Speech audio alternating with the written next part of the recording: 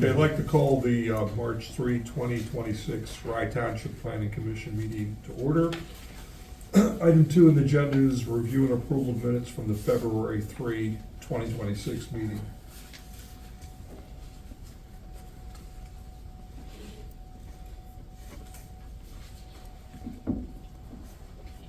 Tom on board here. Yeah, Tom's here. Yeah, he's on. Well, one thing, we don't need the approval of the January minutes in there twice. Gordon What's that? Bruce? The approval. No, yeah, it is listed It's twice. repeated twice, this is a typo. Yeah. Because you have here and then down here. Eh, And I had one there in page 2, in the very bottom paragraph, that refers to the comprehensive plan, to the very picture, county Very, picture Perry. Picture Perry, yeah. And it's, yeah, it says there the stormwater impact area flash flooding versus landslide activities are assumed consistent with present complaint. The assumed should come out. They are consistent based Okay. on what the county has information-wise on Rye Township's comprehensive plan. just make it consistent or consistent. Yeah, they're showing growth areas at the villages, which is what we have on our comprehensive plan, and the sewerage changes at those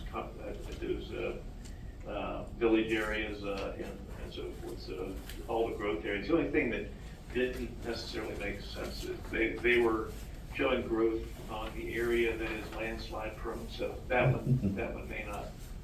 Well, we'll get into that later, but that actually, it could work, but because they are moving on that $150,000 insurance approach. So anyway.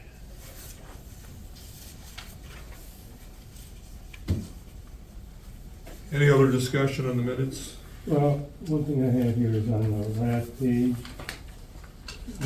there's a couple question marks there, but it says, it's in the second paragraph, second line from the bottom of the second paragraph. It says, were discussions related to recent zoning hearing board reviews related to placement of shed structures in the front side, rear yard, question mark. What was the deal with what was the problem at the zoning hearing board? What was the deal on that? Anybody know? Well, there was at least one of them that was the side yard. They were gonna violate the setback on the side yard, was at least one of them. Yeah, what's happening is there seems to be a challenge as to where to put sheds and things of that nature. That based on the way we have that presently set up, that front line runs parallel with the front of the building, which is fine and so forth, but the side yard setbacks, and I think you gotta go back to the sheds and in terms of, just how they're classified. Because I ran into that after our meeting there, and I went back, I looked at it, and I said, wait a second, the definition on the shed. So I'm not so sure that we could do a buffer on those sheds and put them in the side yard, but in the setback. But I think, just like a fence, I think they commend that you can buffer them off with vegetation and put them closer to the lot line. But the way it's written now, it's confusing, and that's where, I was told that's what they were running into in these, had a lot of these requests, these zoning hearings. Yeah, you gotta set that for a purpose though, I mean, the setbacks, the building Well, setback. yeah, but are you gonna use that for your fence too? I mean. For your what? And that's. For your fence. Down into the definition of a fence. Yeah. So, and that's. But a fence isn't a building. They're, The fence isn't a building. well, but there is information. We need to look at the ordinance bottom line. Well, I remember when we. There are some inconsistencies there. Yeah, well, we've got these, zoning, in the attachment one, we've got all these diagrams to show what's what. And front yard says Yeah. it's no build back, no build area, pretty clear. But I remember when we were talking about that, there was a deal about if the thing was more than, I remember it was 150 feet, if you had more than 150 feet, and I don't see that anywhere in here. But, you know, the discussion at the time was, well, you know, if a guy's got a whole big front yard, you know, why limit it if nobody can see it anyhow, you know? So what I thought we had adopted was that if you had one, you know, if you had that circumstance. This is for the large, very large parcels. Yes, right, that's correct. And, yeah, you could put it in the front yards, provided you're at least 150 feet away from, and I don't remember if it was the right of way or the property line. That's my recollection also. Yeah, and I was thinking, we could, in section 36129, it's on page 121 of the ordinance, there's a thing about the,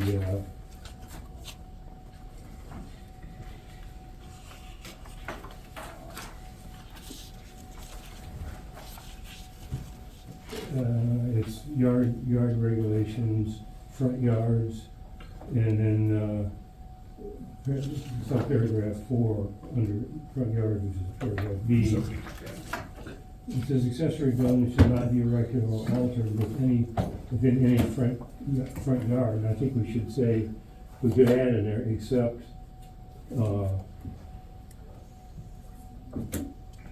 you know, if there's, in case where you have at least 150 feet or more away from the property line, add that in there, and that's covered. Yeah, my understanding though is it's mostly the small lots that they're running into. Oh, yeah. Well, but I still think that that was. And that was kind of my point for bringing up the discussion that I did about the accessory dwelling units and going that route. Because if you're looking at creating a bunch of separate small lots throughout the township, which is really the way it's set up now, then you're gonna have a lot of problems. You're gonna have more of this kind of stuff going on because you're talking 1 acre lots. And, 1 acre lots in what, residential? It's hard. And the thought that I had originally had on this was the fact that you would have 2 acre lots, but you would have 1 acre buildable, so a usable portion of the lot. In other words, you come up with at least 1 acre of good usable land, fairly level land, that you don't have to do tremendous amount of grading. And then you're gonna have slopes dropping off on the sides and so forth, but that's where the 2 acres comes in. And then, then it's a little easier to make things happen. But with the slopes that we have out here, and the nature of the soils and everything else going on, it's gonna be a challenge otherwise.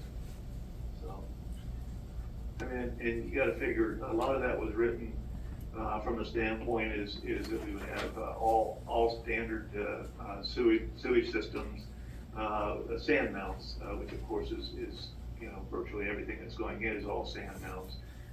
But that preceded the issue with DEP and plugging in the treatment, the package treatment systems as an alternative. So that's the trouble with the package treatment systems. You can put whatever you want wherever you want on the top of the mountain. It doesn't matter because they'll take care of it for you, But so it's DEP telling you what you can and can't do relative to your use. So, which is BS, but anyway. So what's the thought? So, Well, I think we ought to what's modify. that? I think we ought to modify it if we want, if that 150 foot thing is we're still, I don't see that anywhere else in there. I remember the discussion. And how do you, I mean, they made a decision at the zoning hearing board. I guess they have made that decision.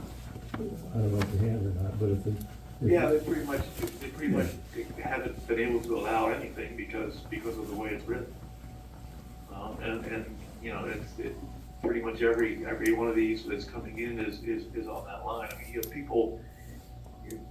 people don't like to pay for storage units. They'd rather buy sheds and put accessory use, you know, outbuildings, whatever, you know, and store it. So doesn't mean that we store any less, but anyway. But you're gonna have some kind of a setback from the property line, I would suppose, at least 5 feet, I would imagine. Yeah, and I think that's what I had seen when I was going through, when you go through with a fine tooth comb on the definitions, that's what it seemed to me, that's, you know, where the discussion could occur relative to, and put a buffer around it. In other words, put veg around it, trees or, conifers, you know, the tall arborvitae, that sort of thing, something that's gonna block view of it and so forth, if somebody would have an issue with that. And that's, you know, that's the typical way that it's done. And usually, those things will go along the back lot line, the back corner line where you typically would abut, in a higher density area, you would abut on another property, their backyard and so forth. But, and I think that's what we generally have for the most part in our, Well, if we're gonna adopt something like that, it seems to me it'd be best to put it in the yard regulations component, which is 360-129, and there's a C side yards. I mean, if we're gonna do that, that's the way to do it. So in the interest of time, we've got this covered in item 70, other ordinance additions. Can we just table this discussion and move on with approving the minutes? Okay, so a motion to approve the minutes with the one correction on deleting the duplicity in the January minutes approval. And then And the word assumed. out of Yes, one and Tom's paragraph. revision. lose the word, so you Yeah, know okay. what they say about that word. Yeah. Gordon, you shook your head. Was that a motion? no, I didn't think it was. I'll make a motion. Go ahead. Okay, second, I'll second all in favor? it. Aye. Sue was understanding. Okay, we'll move on. Citizen participation. I'd like to speak along the chicken ordinance and the chapter 110 animals. Okay, So first if you go to the township's website, first thing you see is the chapter 110 animals. The zoning ordinance is kind of buried in the bottom in the midst of everything else. Kind of listening into that a little bit, there's some contradictory language. If you go to the chapter 110 small animals, chickens is listed under small animals. The chapter 110 does not have limitations outside of 25 feet and then like cleaning up droppings and things of that nature. But then if you go to the actual zoning ordinance, then we have, you know, the actual restrictions of what the zoning intends to be with the chicken piece. So I just wanted to bring that up, that when people are first going to it, the first thing they're seeing is animals. And I'd imagine out here a lot of it is gonna be chickens, and they are listed under small animals. So, and from there, if you read it, in my opinion, when you read it, I'm kinda done at that point, because why would I go to, you know, the zoning, just the way it's kinda going back and forth.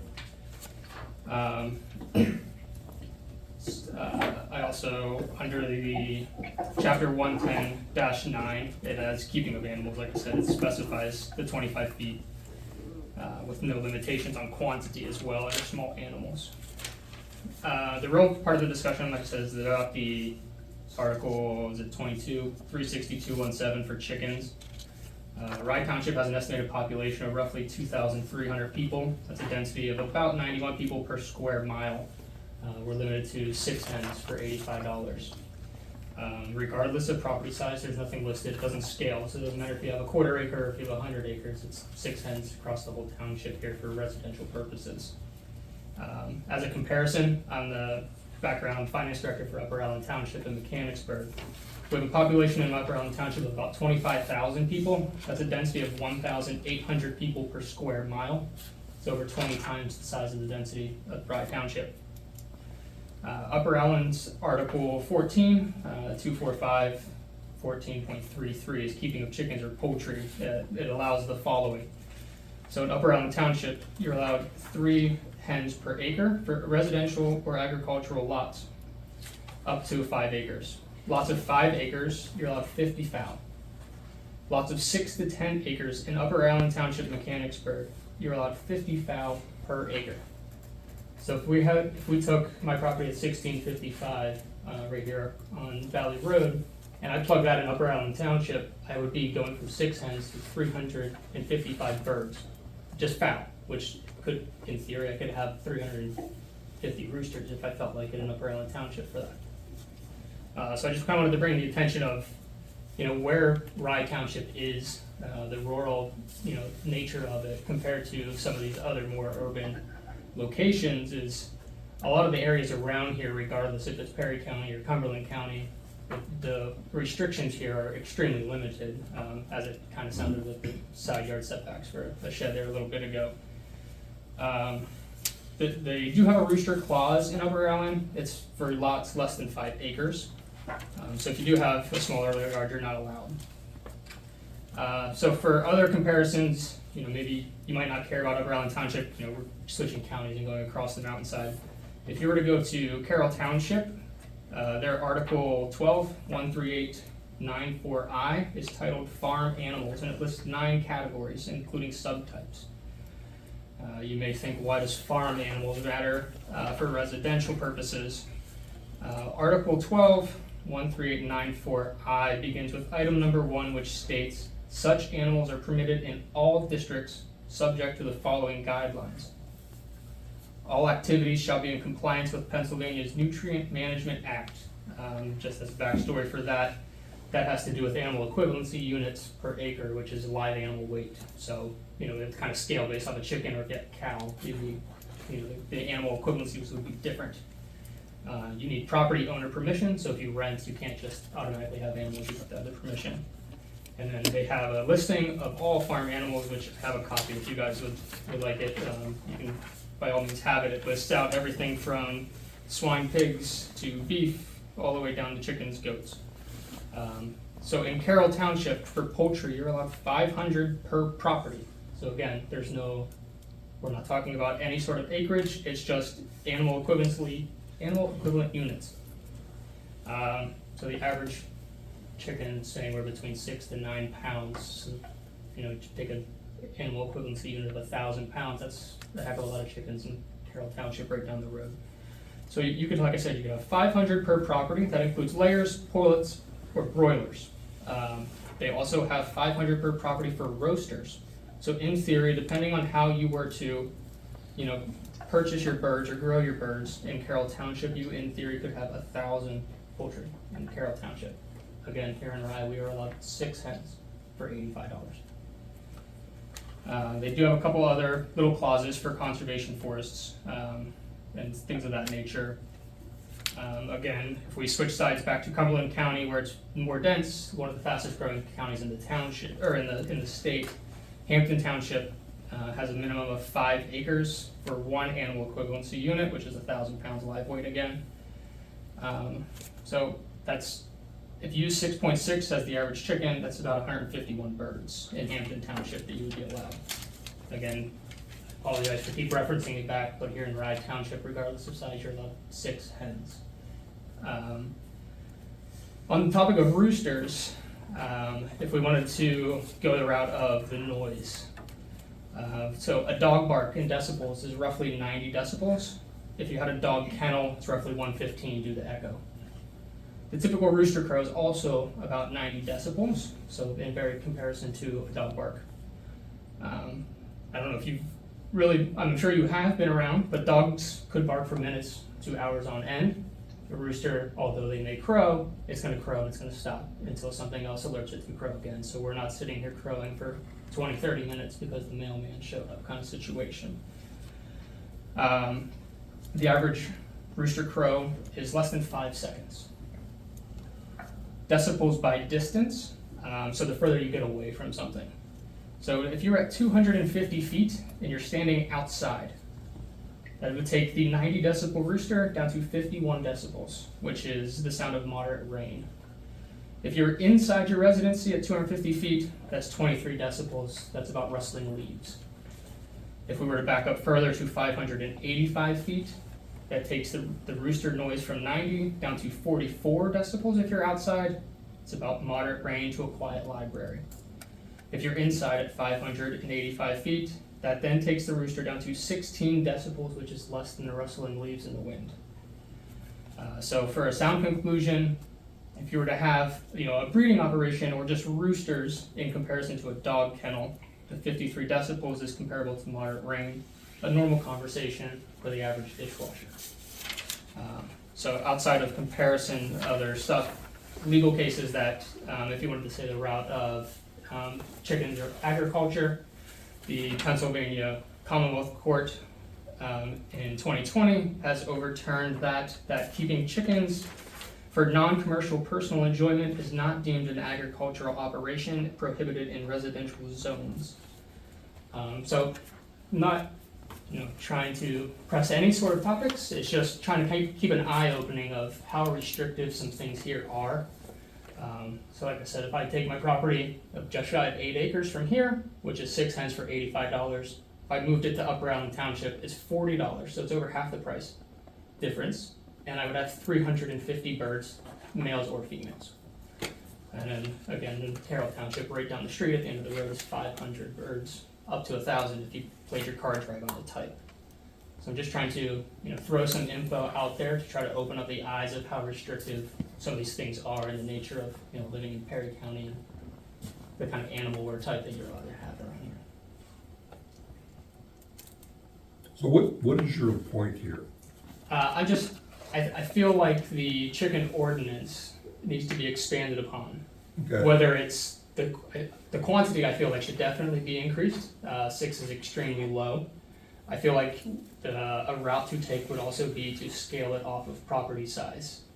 That way you don't have an arbitrary number, even though 6 is arbitrary as well. Even if you made it 15 or 20, you're not having 15 or 20 on an acre, and the guy with 100 acres is still stuck at 15 or 20. There has to be some sort of, in my personal opinion, there has to be some sort of rhyme or reason up to a certain extent as to how things like this could scale in nature. So my point is that I guess it is beyond restrictive here in Rye Township within Perry County. Whereas when you look around, like I said, right down the road, up to 1,000, you go to Cumberland County, which is one of the fastest growing in PA, and it's anywhere from 150 to 350 just over the mountainside. I think it's really a matter to take up with the supervisors. Well, yeah. I don't disagree. You I have to just look feel back like coming here reason. is the more appropriate approach to have like the suggestion pushed. I feel like having the conversation in planning commission to then potentially make those amendments or change suggestions. So it'd be a zoning text amendments is how it would be called. Coming from the planning commission would have more weight than coming from just a sole resident. Tom, you were gonna say something? Yeah, I mean, you have to understand where those ordinances came from. We have, in each district, and if you look at the agricultural district, and you look at the, what's it called, the high intensity agricultural district. Mhm. I mean, it's got all the bird quantities and you name it, to cover all that because they're agricultural districts. The issue we were running into when that ordinance was put together, there were just as many people in support of allowing these within the residential districts as there were those who didn't want them in the residential districts, because it was because an issue for them. I mean, horses is another one that we've run into. We flat out have that set at 10 acres per horse, and it just tried to keep it on the simple side rather than, I mean, in the residential districts on the east of the township, we've got some steeper ground. It's all mountain ground and so forth. And yeah, you could put chickens out there, but it's really not chicken habitat and so forth. I kept birds for a while to train the dog on, and you get snakes in there, you get bobcats coming down, and so it's a different world out here. It really is. it just, it can be a challenge, and so that's why the ordinance is the way it is, and it was set up that way, based on, again, residents, coming to meetings and looking at it from a standpoint of, you know, what they felt would work and what they, and since then, we really haven't had any issues. Oh, it was Years advertised. ago. Yeah, it was, What's that? It was advertised before it was adopted. Yes. Oh, yeah. Yeah, but there are lots of people in before Yeah. that, though. Yeah, no, we did, yeah. There were quite a few people, it kind of interested me, but, yeah, so, anyway, but that's where we have, I guess, the smaller quantities, of birds is within those residential districts.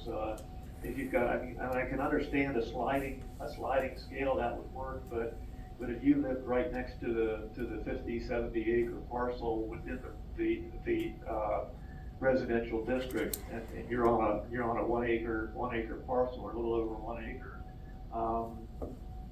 you know, that's where it becomes a challenge out here. And so we're in that transition between rural and higher density within those residential areas of the township on the east end. So, yeah, I don't know, like I say, it would be one of those, I think it could be looked at, but and I see where based on the lot size, and it goes back to that, accessory dwelling units. If we're gonna have 1 acre parcels on the, in the township, in the agricultural, district, then, you know, that's one of those things that should probably change relative to, you know, what's permitted, what isn't permitted relative to, keeping the chickens and so forth. But anyway, technically, it no longer becomes an agricultural district, it becomes a residential district and guides the agricultural area, but, So comparably, the citizens of Carroll Township and Rye Township, are they that much different? Yeah. It's a different terrain. Carroll Township has a little more open area to it and so forth. The mountains are, because it's separated, I mean, once they go over the mountain, the Blue Ridge and the Little Mountain, then it's a fairly flat, broad valley. Pine Hill Road is the end of the cove, and the cove wraps around, but that's, you know, Carroll Township is west of that cove mountain, so Rye Township is really in between two mountains, or actually four mountains. Double mountains on the south and double on the north, in terms of the cove mountain, and so we're in a narrow valley, so it's much tougher. I mean, sound does travel and reflect within the valley, because it is a narrow valley. But anyway, so that's one of the differences as well. So I know, you know, the roosters and so forth, yeah, they travel a long distance, but anyway, I don't have a problem with it, but some people do, and particularly that in the residential district, that's really where we were getting more complaint than not. Is John So that's Dahlman, why it's set up the way it is. John Dahlman a residential district? No, what was the name? It is right beside, between Leewood It's, and. it's Bellevue. No, that's residential one, Yeah. it's right beside my property, actually. Oh, is it? It butts to my, it Or butts, you mean the place out here? yeah, it's, it'd be 2 properties past Leewood. Mine's Okay. after Leewood, and his butts up His is against right, mine. yeah. So his is also That's residential. Lambs Gap Road and Coveville Road east. I was thinking the one was between Bellevue and Leewood, that's what we're talking about. Yes, The so property he owns, back there against the mountain. All the way back to first. yeah, back he up owns that there. strip all the way up alongside the road there along our property, and then he has like a square up. Right, up where top. does he have chickens? I know he sells eggs. That's another point, all the way up at the top. Okay. At his house. Yeah, Here. that strip alongside, is it Spruce? Spruce, that's Spruce, it's not that big. Yeah. We kind of own like to the top of the hill, and he owns like. He owns the 17 flat- foot of the road. Yeah, Oh, yeah, okay. yeah, it's And we like, own from that 17 foot Yeah, so it's kind of just like a straight shot on top of the hill. Well, I'm gonna bring it up because I was curious as to what he has. But I think he existed before he had. He's had that a ordinance, long, yeah. they've had them a long Yeah. time. And ordinances aren't grandfathered, so. Chickens were not allowed for it. Yeah, I'm surprised that, I'll tell you, that this chicken actually survived in some places. We've got the weasels, or, I guess that's what they're called, anyway. Those buggers get in and they'll wipe out a flock in no time. Particularly if you're free range. I had a, Yeah. Yeah, I mean, according to Tom, we'd have, if you had a 300-acre parcel and you wanted to do it, even though it's zoned residential, you're going to have to subdivide it to get enough chickens. You would So- need 6, regardless of. Yeah, you don't be allowed 6, so you better But the subdivide it all six up. parcels. well, I mean, that's what Tom's saying here. Is you have to. well, now the reality of it is though, it all depends on how you do anything, you know? If you put them in a structure It's that, scalable. you're gonna rear them for eggs and so forth, that's a different than, just putting a fenced in, enclosure outside for them. So, it just all depends on how you're gonna do it. And it depends on your neighbors, I mean, but, that's, I don't know, there's not a whole lot of, there was a lot of discussion at the time that was founded, and so it seemed to be there were more people in again than there were for, so, anyway, that's just the way it went, but, things change. so I have follow-up comments if you don't mind. Sure. The comment about habitat, what, you guys have, permits for building structures or coops. Wouldn't that eliminate the habitat depending on the type of structure or coop you would build? In theory, you could have a flat surface for them to be on inside that coop that could be approved. It sounded like horses scale, is that, you say 1 per 10 acre? Yeah. So every 10 acres, the horses scale. Unless you're in an agricultural district, Right, but which is, that's the idea. Keep the farm animals on the farm. understandable.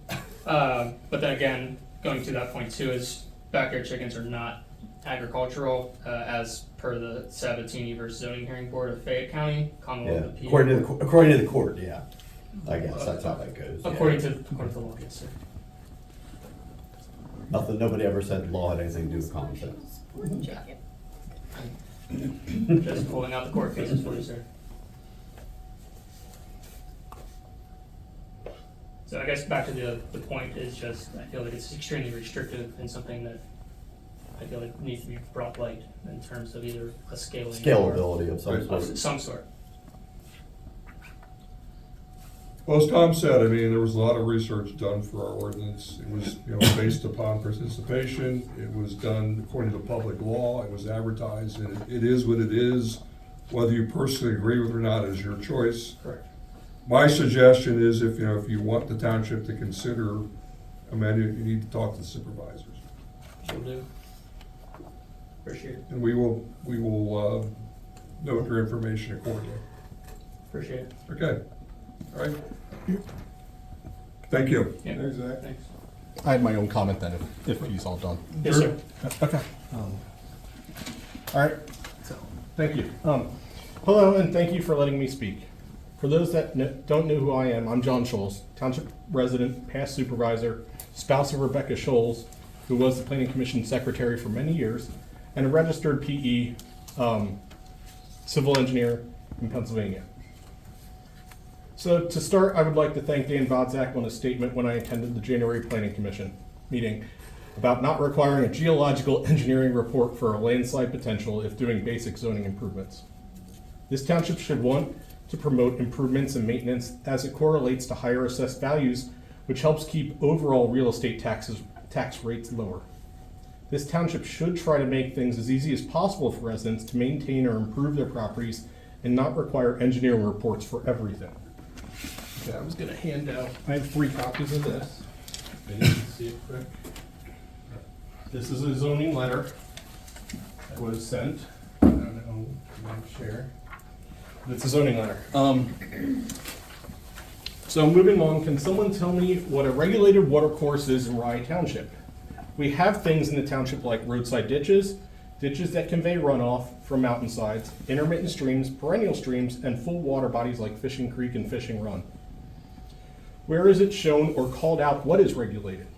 The only place I could find information was in the definition on page 30 that states watercourse, and this is in that letter. A stream of water, river, brook, creek, or a channel ditch or swale for water, whether natural or man-made. This definition could mean anything from the list I mentioned before, from ditch to Fishing Creek. I know a person that was looking to install a shed after their barn burned down in the middle of last year. It's about this letter. On their zoning permit application, the owner noted that there was a mountain runoff ditch near the replacement structure. This ditch continues under a township road, which, if replaced by Rye Township, would not even require a DEP permit. The zoning officer could not determine on his own if this ditch was a regulated watercourse, so his letter denying the permit called out to coordinate with Perry County Conservation District or the DEP to 1, determine if the ditch is a watercourse, where DEP's watercourse definition is different than the township definition, or 2, determine the setback to be required. The letter said that without that correspondence from those authorities, he would not be able to install a building within 50 feet of the ditch top of bank. He was looking at about 47. Once again, replacing his barn that burned down. The zoning officer doesn't note the zoning ordinance section that regulates this. The zoning officer only cited the 50-foot buffer from the SALDO section, which was 32036 easements, paragraph C. Yet, this wasn't a SALDO submission. It was zoning. So does Rye Township have an easy way to determine regulated water bodies? There are publicly available and easy to use options like we have FEMA maps with their water body lines. We have zoning maps right here in the township building, and it's online, that seem, with hydrology lines, which seem like the most influential method. Topo map streamlines. Per the zoning ordinance, there could be a township flood hazard map. Not sure if there is one, never seen one put out or voted on or anything. And there is even a stream stats application that could calculate the drainage area to a point if a water body was to be determined by drainage area. Again, can we use these items to make it easier for residents and the zoning officer, obviously, to determine what a regulated water course is instead of requiring correspondence with outside agencies that delays permits, especially when the effort can cost money and increase effort on the part of the applicant. Lastly, I want to bring to your attention the confusion and contradiction of when a permit is needed and what is considered maintenance. Article 24, titled Administration and Enforcement, which is the overall section that explains the entirety of the zoning ordinance, discusses when a permit is not needed.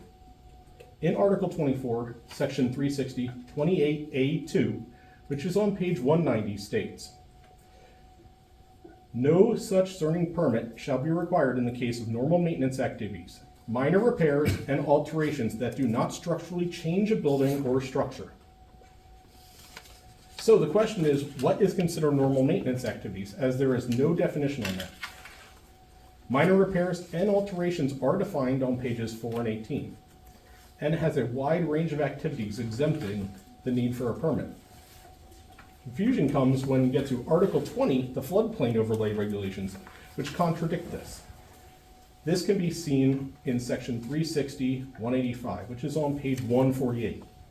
Here, it says, permits required. A zoning permit should be required before any construction or development is undertaken within any area of the Township of Rye. There is no definition of construction, but the definition of development is different within the standard zoning ordinance section and the floodplain overlay regulation section, which is, again, Article 20. The differing definitions can be seen on pages 8 and 169. So, both definitions do not contain the word maintenance, but many of the other words, like construction, renovation, and repair, are mentioned as development. Both definitions certainly say that development is any man-made change. This definition means that anything from planting a tree to building a house would qualify as development, which means a permit would be required for just about any activity within a floodplain. The contradiction comes because the floodplain overlay regulation is located within the zoning ordinance. So the zoning ordinance requirement and definition overrides the floodplain requirement and definition. But that isn't where the floodplain administrator has, what he has decided. Again, the township seems to not make things easy for residents or their own officials to interpret, even when what is considered maintenance in the zoning ordinance is being completed. I bring this up as Rye Township had used the floodplain administrator's determination to file a lawsuit against the Rye Township Community Association, known as the RTCA, that owns and maintains the park next door, using their volunteer services for the community good. In case you were unaware of the ongoing lawsuit, I wanted to bring this body up to speed with it. Rye Township had a 25-year lease that was terminated early due to the lack of maintenance that was occurring. The ball field outfield fence was a safety hazard for the park users and softball team, and a private grant was obtained to replace it. There was a difference of opinion on what maintenance is. John, if I could interrupt, with all due respect, that is not subject matter of the planning commission.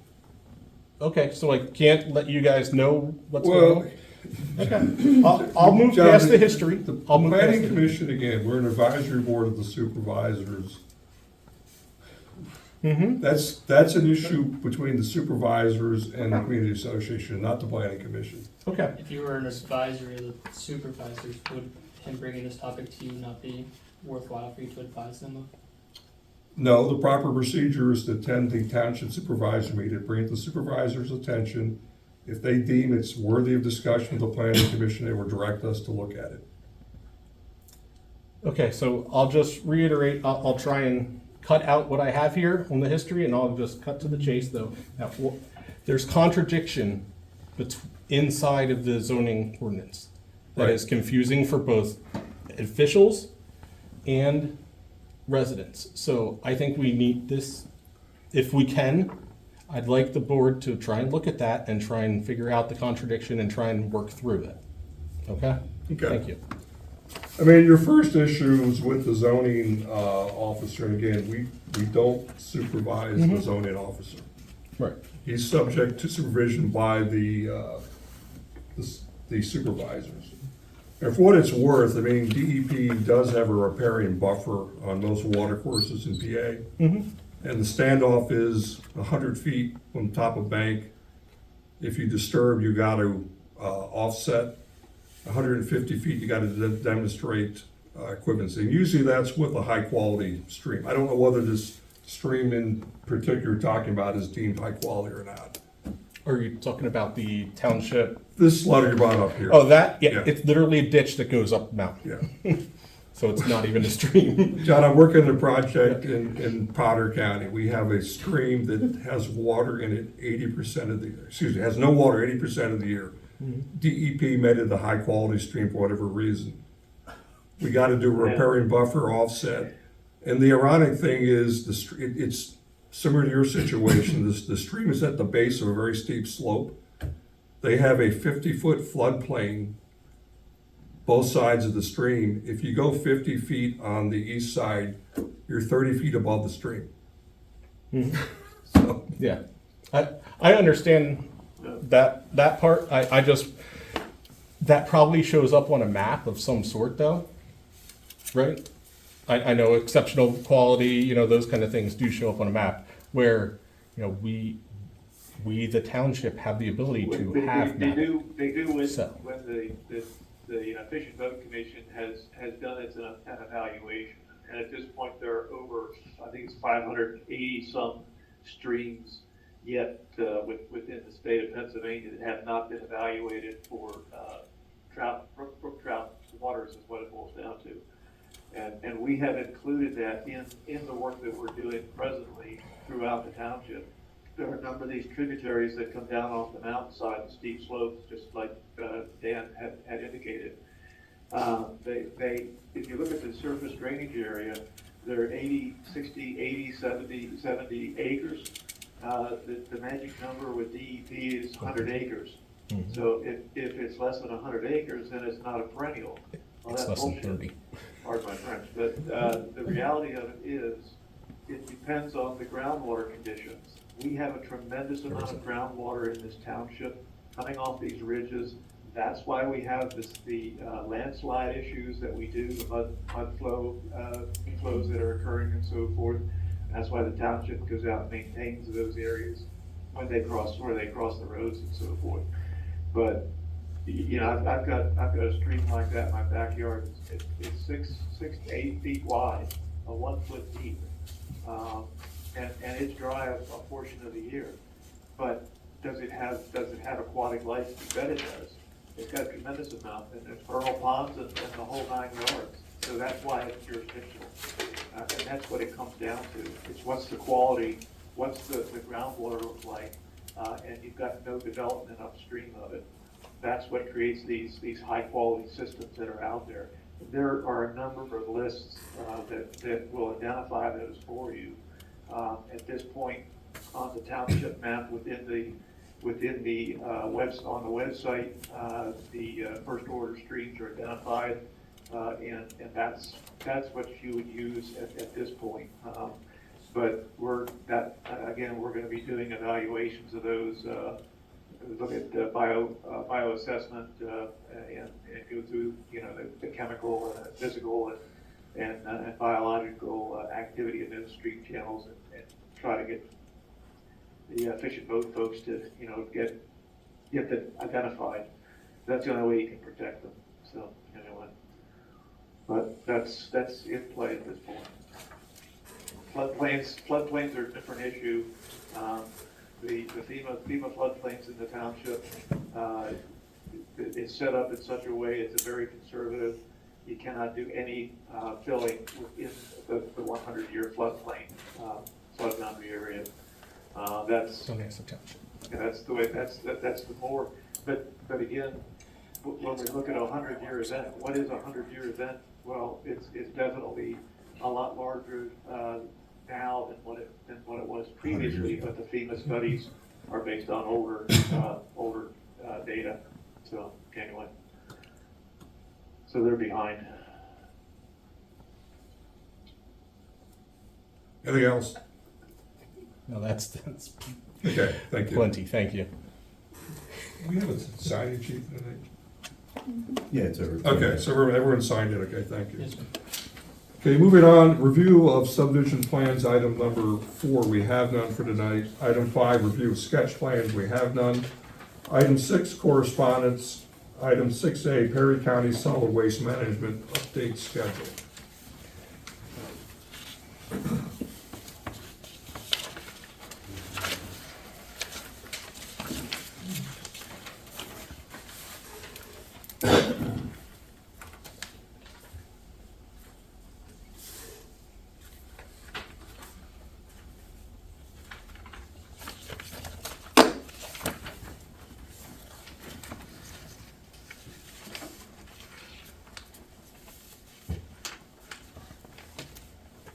Tom, you had reported at the last meeting that the consultant preparing the plan was to send out a draft in March for review by the municipalities, which would include Rye Township. Are they on schedule, do you know? I haven't talked to them since. They had indicated the end of March, so I would say it's put it on the schedule for the end of March, and we should get it by then and review it, be able to review it. And I did ask that they provide a bit of a synopsis or an overview of what the solid waste management plan addresses or includes and so forth. Just knows, provide the highlights. And I don't know how long these things are. I've never really dealt with a solid waste management plan to that for a township of this size. I went to the first meeting that they had, Tom, but my schedule and their schedule actually hasn't worked out so great. They've canceled, I think, more meetings than they've actually had, but just FYI. Okay. Okay, next item under correspondence, number 6B, PPL Lambs Gap Rd and the upgrade. Yeah, we just went over that at the last meeting. There really hasn't been any word from the solicitor or the consultants for PPL who are putting that road in along Lambs Gap Road. Anyway, just kind of a frustration on my part in terms of identifying that information to answer their questions that they had posed and then nothing. Anyway. So that's where that stands. It's, no response. They're soon gonna have to resurvey because all their stakes are falling over. Yeah. Yeah, with the snow we had, a lot of them got wiped out. Yeah, I assume all those stakes were pole locations, right? I would imagine, yeah. They were, yeah, they are. And then there's guideposts, guideposts that went in, within an area that had the endangered, late, spurge, plant species out there. So, I suspect that DEP held the permit based on it. Because when you get an endangered plant species hit like that, that tends to slow things down bigly. So, yeah. Well, is that primarily in the gap there? Or is that up alongside the mountain? Is it in the gap? Yeah, they're running up along the east side, and then it goes through the gap, and comes out there, and, there where Evergreen goes up on the hill, but, and that's, at that location, there are two geological formations that have naturally contaminated materials that have to be handled and disposed of appropriately and so forth. So if they're running a big auger down for their 60-foot poles, and they'll have waste material that they'll have to properly dispose of. So anyway, so yeah, that little area has just a lot of little issues and so forth. And then with that gap there, any holes in the rock, and you got that's where the wood rats hang out, and the bats hang out in those areas. And you got timber rattlers as well, particularly that little mountain is on the south, is a south facing. So the timber rattlers love the south facing slopes. But, anyway, and those are also within the township on the ridge tops. Well, south facing slopes in the other township, isn't it? What's that? South facing slopes in the other town. It's in Hampton Township. Yeah. Yeah. No, but the south facing of the little mountain. The little mountain comes across there is a little bit One of, closest, yeah. that's closest to when where the mud flows are running across down at that lower end there, where you got the S curve, and then you break out through the mountain there along Trout Run, which Trout Run is a wild trout stream too. So yeah, they got quite a few hits on that one, but so I imagine that's slowing them up, or I hope that's slowing them up, because there shouldn't be approvals for that unless those things are resolved. Okay, moving on to item 7, discussion. Item 7A, RFP comprehensive plan update.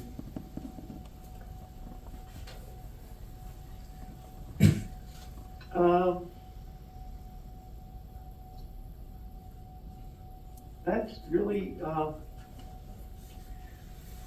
it's kind of moving, except for there's really no movement at this point. I mean, we went back through the comprehensive plan for Perry County, and went through that, and it's consistent with that. So the township, that's one alternative, would be to simply join in with the township comprehensive plan, or the county comprehensive plan. But and at this point, I think there are two municipalities, or maybe 3. So we're one of the 3 that have not joined in, that have ordinances within the township of their own. So everyone else, Carroll Township has joined in, and that's how I got involved in helping out with the data center work So, anyway. Well, my recollection is we considered joining, Picture Perry last year and decided it wasn't in our best interest. That's why we decided to go the route of the RFP to update our plan. Right. Right. And yeah, and really what slowed us down there was looking at the landslides. And that was kind of the bigger issue. And then the brook trout catchment areas based on Chesapeake Bay criteria. So those are the two biggest issues that are part of that comprehensive plan. So we're kind of working our way through that in terms of developing a scope, so to speak, that would address those the way they need to be addressed. What's Perry County, does Perry County Perfect, or whatever, Picture Perry, does that have information relative to this landslide concern? It does not. No, that's one thing that's missing, and I brought that up to them, and they had indicated that they would revise that using the FEMA process next year. So that's when that would occur. And what's happened with the landslide issues is that there is the act or House Bill 589 was moved up to the Senate, and there was a memo that came out that pretty much accepted it, and as a result, they're moving ahead. DCNR, Penn State was involved, as well as DEP, and the Geologic Survey, and so they're going through, and they're going to be doing a more detailed study, and determining risk, and that's the big issue is the word risk. So is it a low risk? In other words, is there little or no slope creep, and no active sliding, no active debris flow, mud flows, that sort of thing. And we know that there are a number of those areas in the township that are really not active, or that if they were remediated, the colloquial soils were removed in some cases, so forth. And those, if you did have a severe slope like that where there was nothing downstream of it, then a landslide, high risk landslide potential, then you could possibly do the forest reforestation type approach and go that way. But anyway, it's just a couple different options there, and then of course we kicked around at the last meeting the option of for those that are presently hanging at this point and not willing to do any additional evaluation based on what our ordinance allows for the zoning officer to obtain or get additional information relative to landslides, which if you're building a large facility and you're concerned about it, it's the town concerned about it, and there's active landslides occurring, and there's a potential for that to come crashing down on the township road and downslope, so forth. That's a concern. So the alternative is they provide a hold harmless clause, and they write a note on the plans indicating that they will not hold the township liable for any activity. So, and how that's going to affect, how that'll play into the insurance aspect of it. I've sat in on a number of the insurance on a national level, and prices on to deal with these extreme events and so forth are going up tremendously, to the point where they're just not going to cover them. So that's what it's going to come down to. So if somebody feels they've got enough money to cover all the liabilities, then great, go for it. So that's where we're headed on this whole thing, because it ain't cheap anymore, and it seems to be occurring rather regularly. So. Well, it sounds to me like it's best to go the route of insure baby you do it, it's your responsibility. Because no matter how many studies you do, Still don't guarantee. you could do a study, well, there's not much happening here, you can go ahead and if something happens, then they're gonna come back on us saying, so I think that. Well, yeah, but that's why you've got the engineer. I mean, they've got the seal. The geotechs have done quite a bit of this, and so forth, and they know what to look for. And they know, I mean, one of the primary things you're looking for is the history. And we've got, and you go back through the historic aerial photographs, and you can see exactly what happens. And I can see it on our tax maps. Look at the tax maps, and I can show you pretty much where the landslides are occurring. The vegetation, and you go out and you look at the veg, and it's curved to the downstream side, because the trees are creeping and pushing and so forth. You can actually determine, based on the age class of the tree, you can determine how long that creep has been occurring. So it really isn't rocket science. It's science. It's just it's putting the pieces together and doing some field investigations, putting some boreholes. You can do geophysics out there that's going to tell you what the depth of the bedrock is, and it happens pretty quickly. But sitting there and saying no, we're not going to do it, that doesn't satisfy anything. So what's the value of what you're putting in? It may cost you $15,000 to do a geotechnical study, and that's a reasonable ballpark. But so how much is and it may come down to the fact that the insurance folks are going to require something of that nature. So it's called spread the liability. That's why you have engineers that have the experience involved in that, and that's what's required. So, like I say, I've worked on a number of them throughout the state over the years, and so I was always looking at the trees, but the trees and the plants tell me what's going on under the ground based on the type of tree it is and so forth. And the geologists were looking at the rocks, and then you had the engineers, and they were looking at something else.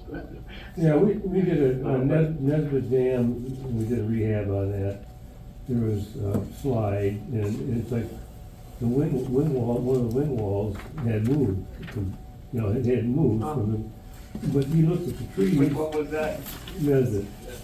And when you look at the trees, there was any indication from the trees that they had been, so it's not I something was that actually, they. the Tioga Hammond. Yeah. That one, I was able to identify it on. Have a good evening. Thank you. Thank you for You attending. can see a change in the trees and so forth, and they went out and checked it, and sure enough, they were a wetland tree, or a high water table tree. And so you could actually trace that, and sure enough, that was the top of the slip circle failure, this escarpment area. And that's where it was showing up, because the saturation was, that's where the lacustrine clay was located. That's what you get up in those northern tier areas, you get the lacustrine clays. Yeah, that was what was it. So Tom, To make this form, so. to circle back on the landslide, last we talked, this is gonna be an overlay district similar to the Appalachian Trail. Once we identify the prone areas. Right. Okay, Yeah, that's what I put down there in the minutes. I included those two write-ups there on the, where did I put it? On page 4 there. GIS sensitivity mapping. So that outlines that whole process and puts it on in the minutes. So we come up with, Page 4, so we top. come up with an overlay district, and, see, we didn't hit this part. say it again, Gordon. So say we could come up with an overlay district, however we do that, but down the road, something happens, and, oh gee, we didn't include that part. Then you gotta amend the ordinance. Yeah, but if somebody builds there, and then they're going, oh, you guys, I think you're buying into some liability to be doing that if we're culpable for it. Yeah, but that's why you look at the historical mapping, because you could go back before the site was developed and take a look and see where, you know, where the water was moving, what was going on with the veg and so forth. And that's really what you have to do. I do the same thing when I look at a stream channel, and that I mean, so looking at the top of the mountain, if you look for the boulder fields, you know what I mean? When I say boulder fields, you know what that means? It's all boulders, several feet thick, upwards to 15 feet thick, and underneath it is a heavy clay layer. That was all formed during glaciation, and freezing and thawing and fracturing of that rock. And it's just pure rock, and so, in a lot of cases, that, you know, the vegetation, moves in, and so forth. But anyway, that defines the top edge of where you have, potential susceptible, slide areas. And then when you, and I'm talking larger areas, but anyway, where you see discharges into Fishing Creek at the bottom of the mountainside, at the bottom of the slope, that's an indication of where that large spring discharge pops out into the stream channel. That's why that stream channel is hooked up, is tied up against the toe of the mountain.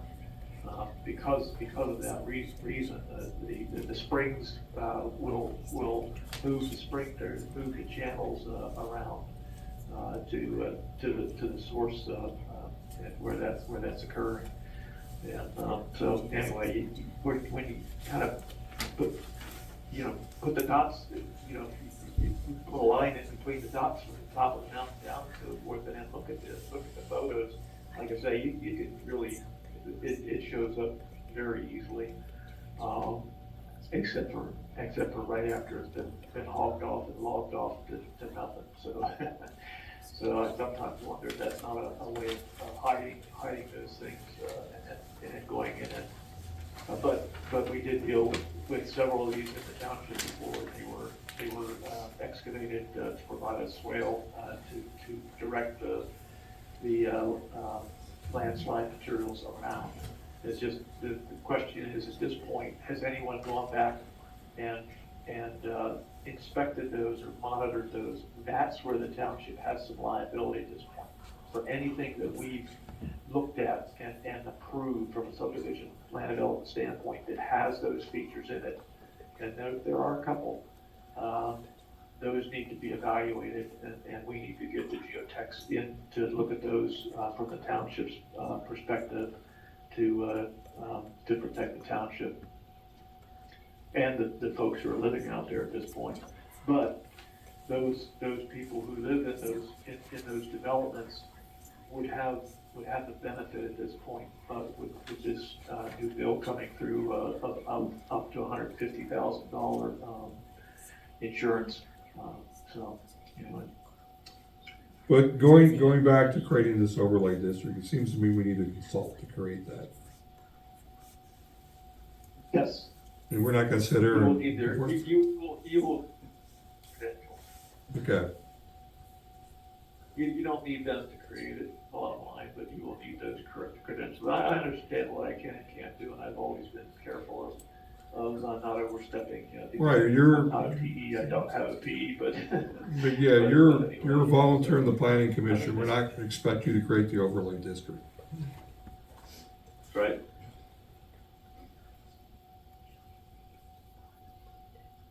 So Tommy, you willing to put together an RFP we can put out to get proposals? I am. Since you're the most knowledgeable on the Last topic. week- Well, here's what's happening though. The state at this point is deciding how this is all gonna play out. We had the one meeting, that Tanya sent out the invite to the meeting, related to, the landslide activity. I don't know if I'm sure you all got it. In fact, I saw where everyone got it, but, Training? anyway, that webinar was last Tuesday, I believe. But anyway, I sat in on that, and it was pretty much the information they're going to use to go through the assessment, the overall assessment and analysis on paper, the GIS approach. The next meeting is coming up, the next webinar, the second half of it is coming up in March here, 13th, I believe it is. Let me see here. Yeah, it's the 13th. The PIMA, that's the PIMA number 2 meeting, and these are only going for an hour and a half, so you're really not just getting a quick overview. But there were 148 people at the last meeting, and so it'll likely be a few less than this one, but because this one's getting into the risk determination part of it that FEMA uses, and they are looking at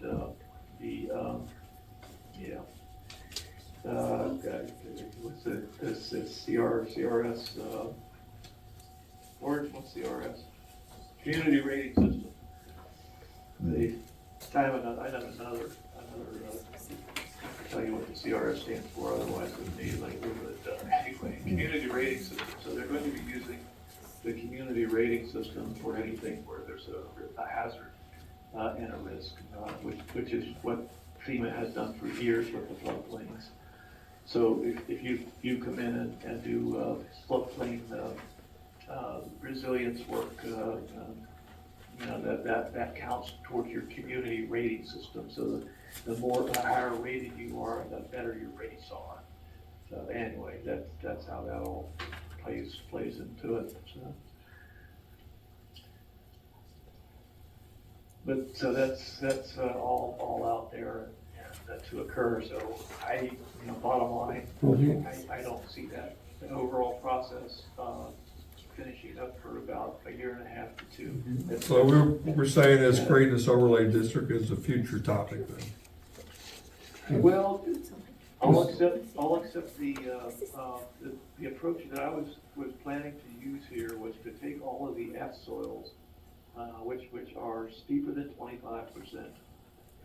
Those soils unequivocally have a potential for landslide. For sliding. Or in sliding, yes, right, sliding, or some means of instability. So yeah, that would be the way. So and those are prohibited slopes at this point. So what we're doing is we're taking the prohibited slopes and we're saying one more reason why these are prohibitive. And oh, by the way, you need to be evaluating these for landslides. And until this comes in, I would still recommend that we have these folks look at the get a geotech out there and look at it and evaluate it. Well, if our ordinance currently defines prohibitive slopes, and the prohibitive slopes are synonymous with the slide-prone soil, aren't we already covered? Except for the fact that the two that are outstanding at this point have decided they want to try to build back into the prohibitive slopes. So, and that's the rub. It's like, so you want to go back in and do something special, then you need to come up with the answers in terms of is it an landslide prone area or not? Yes, but the Special design. the plan we looked at, and I forget, but off of the New Valley Road. The current ordinance required that property owner to hire a professional architect or engineer to make certain his structure was designed for the lateral force of the soil. Right. So it's already covered. Well, but it's not. You're saying an architect is going to be able to tell you whether that's going to withstand. They didn't even have any information in terms of what's it going to be founded upon. Well, I mean, Where's bedrock? They wouldn't provide. No, that's BS. I'm an architect, and I certainly wouldn't take that project on. I understand. I mean, in all due respect, the ordinance should require a licensed engineer. Yeah. So if you get 3 feet measure 4 feet of lateral soil pressure coming against that thing, you're talking about soil material that has fist-sized down to smaller sized stone. Now up at the top, it's a boulder sized material up top. So, and how big of a vent? I don't know how big. We had 8-9 inches there on Lambs Gap Road when that blew out. You know, what number do you want? But I mean, yeah, you can put in some pile foundation in there and get it elevated up. I don't, you know, or build a wall in place underneath that, and that's really what it boils down to. You're building a wall underneath. You're building a retaining wall. Foundation. Yeah, retaining Yeah, wall. exactly. Yeah. All right, so to bring this to some closure, you're recommending for the interim, we identify the F soils as the potential landslide areas. Right. And you're also recommending the language that would hold the township harmless should the property owner decide not to go through the proper geotechnical engineering. Yeah, that's what puts it all back on them. You know, It's the best we can do for the time being.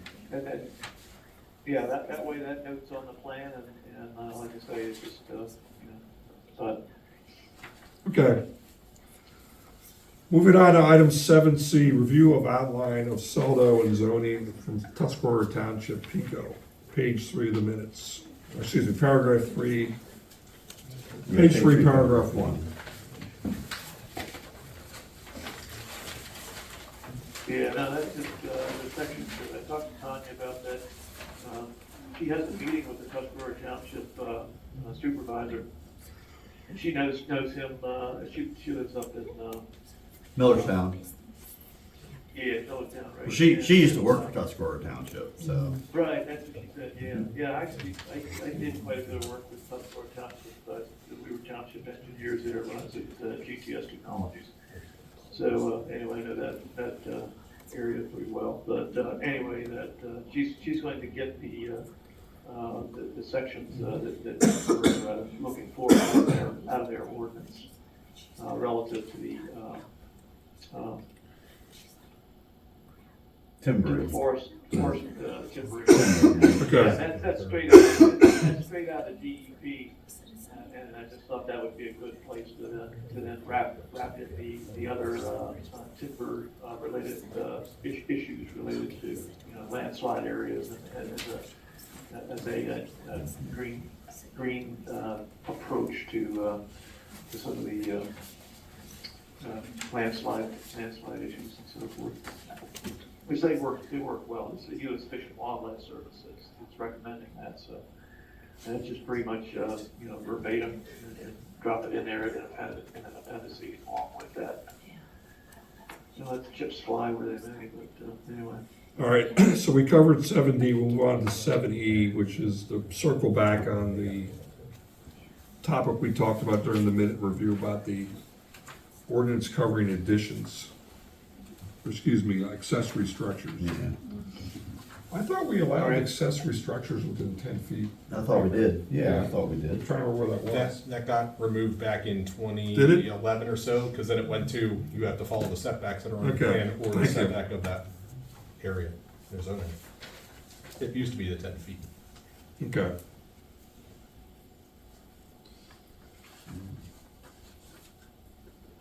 Sorry, Rebecca talked about it a lot. Okay.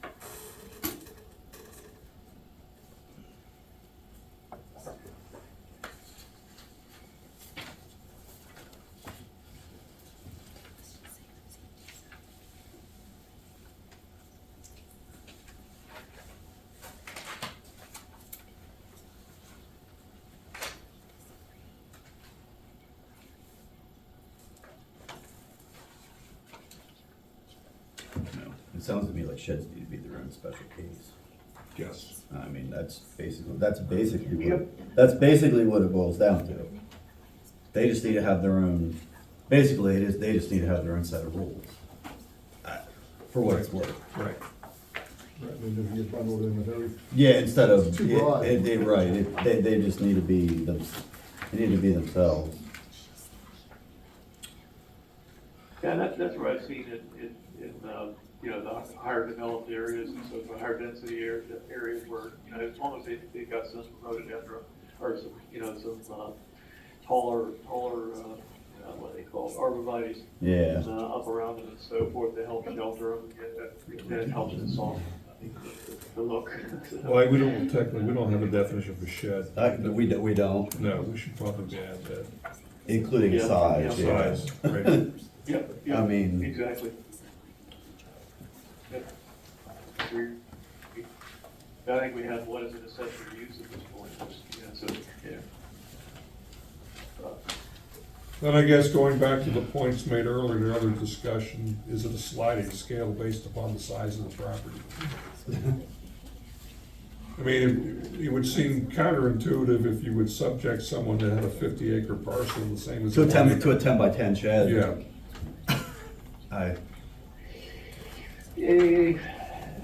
It all depends.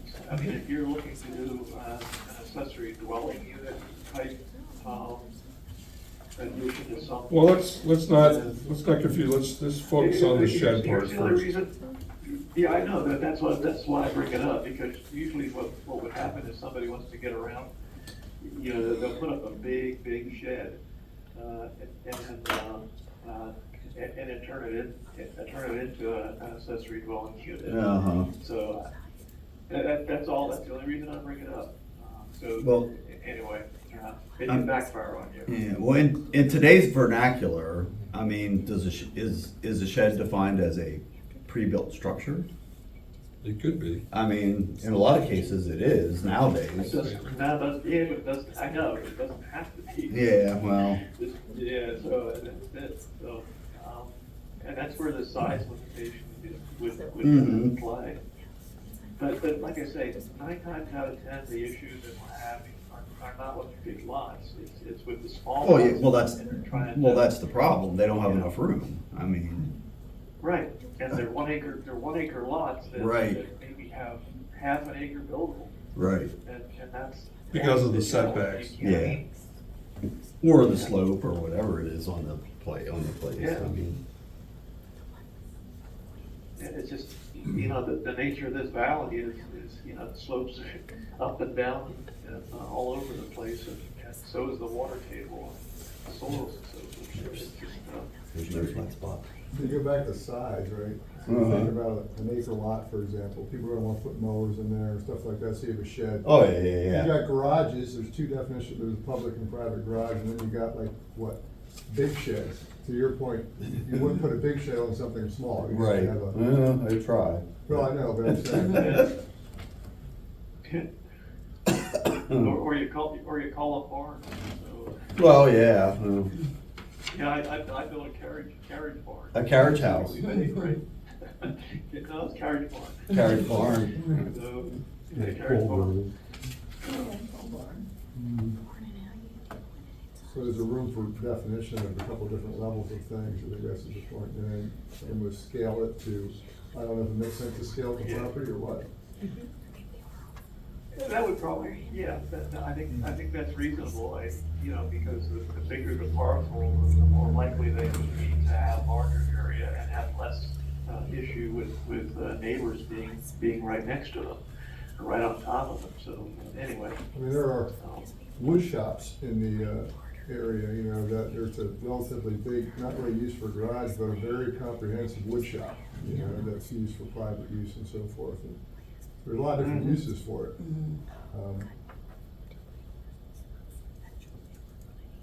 Yeah.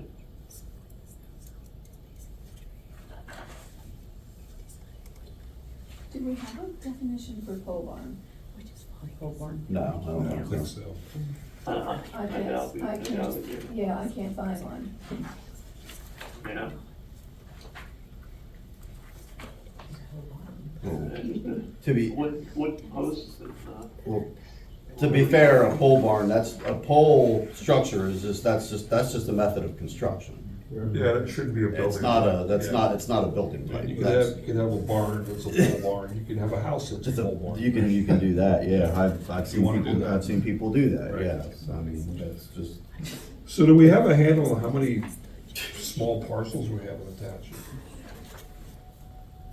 Like, oh, it's back there. I mean, when, Yeah, that's a bummer. we changed the residential from an acre. To two, everything's two. That was now. after Leewood Village, which Yeah. was the early well, eighties.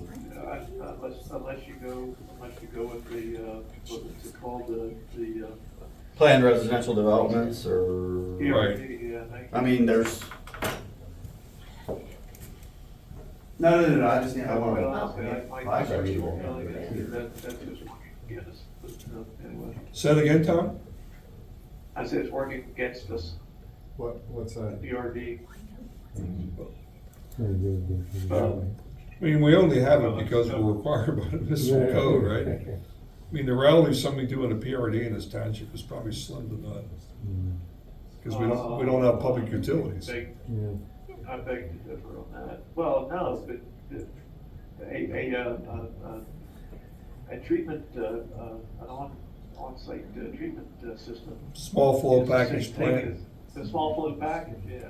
And Right. The minute DER stuck it to us on that one, that's what created that issue for us. It opened up Pandora's box. And that lot's still Put sitting PRD vacant. Wherever you wanna do it. Yeah, the only I thing don't know prohibitive about thing is cost in that regard. We have quite a few lots that are 1 acre lots, just over an acre, in the, I was looking at, take a look at the tax map, you did a link to it, I get it to you, but, yeah, take a look at the tax map, and you go through there, you can click on it, you get an idea of the size, who owns it, and so forth. It's got a wealth of information, tells you how big the lot is, and you can see where everything down there, Flowers, is it Flowers Lane? Mm-hmm, yeah. Yeah, from there, yeah, and the, Eichelberger's, up at the top there and everything, Dickens is all. Dickens Drive. A lot of that in there, yeah, a lot of that is 1 acre. Well, that's where one of the zoning hearings was for a place on Dickens Drive, but, Yeah. and that's just a sheer fact, it's just so damn small, I mean. Yeah, and in addition to that, on Dickens Drive, they got a 35-foot wide road out there, and we're allowing parking on both sides. Like, there's some storage, there's storage rental units that you Yeah. buy and put stuff in. Apparently, there's one of those sitting out there.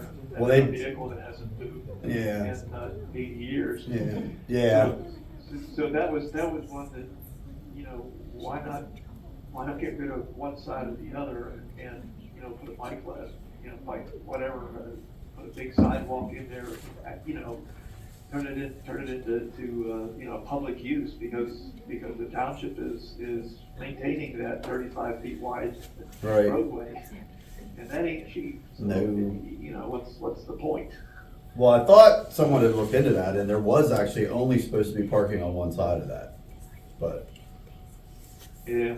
yeah, but you know how that's, It depends on- you know how that stuff depends on goes, what side of though. the road you're on. Yeah, right. So to focus back to the topic at hand, accessory building sheds.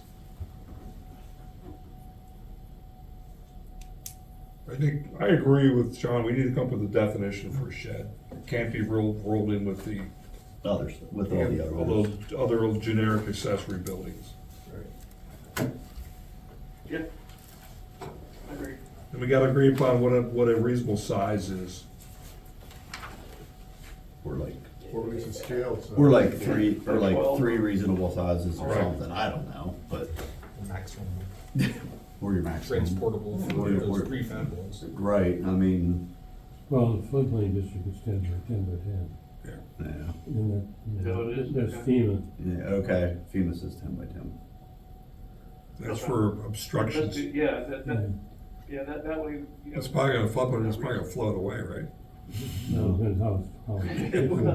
In that regard, it should be Well, that's the bigger. idea, is you don't wanna put a big shed down there and You have. look at all the stuff that's in the river from the ice. Yeah. I saw a boat complete with the oars still in it. Oh, my word. Mm. Yeah, Helene, there were houses being blown out by that. That one's a good example, the amount of rainfall that they had. They had a preceding rainfall of 2 inches, they had 30 inches of rainfall during the event in a short period of time, within 2 or 3 days. They had 6,500 plus landslides. And those landslides then plugged up where the tributaries met the main stem. They plugged that up, and then it created dams, and then they blew out and created tremendous problems. It took out all the infrastructure, so. You know, that's about putting these swales or whatnot, developments to offensively direct the slide. But that's the same thing if it happened, you know, you get a lot of material from down, it's just gonna plug it up. That's true, and that's what I think we're running into in the township here. That extreme event Debbie that came through, Hurricane Debbie, when that went through, it was right down there in the Heisley Lane and so forth, in Marysville and so forth. So anyway, but you know, those are areas that in some cases you're just going to need to maintain them. Unless property owners will let you get in there and do that, and you know. But anyway, Cold Springs was done as part of the approval for that particular plan. So that's the one that really needs to be looked at and evaluated or inspected from time to time and make sure that if it needs any work. And hopefully there's some language in the approved plan that would allow the township the ability to get in there and do the maintenance if it were needed. But anyway, that's Okay. the kind of thing that.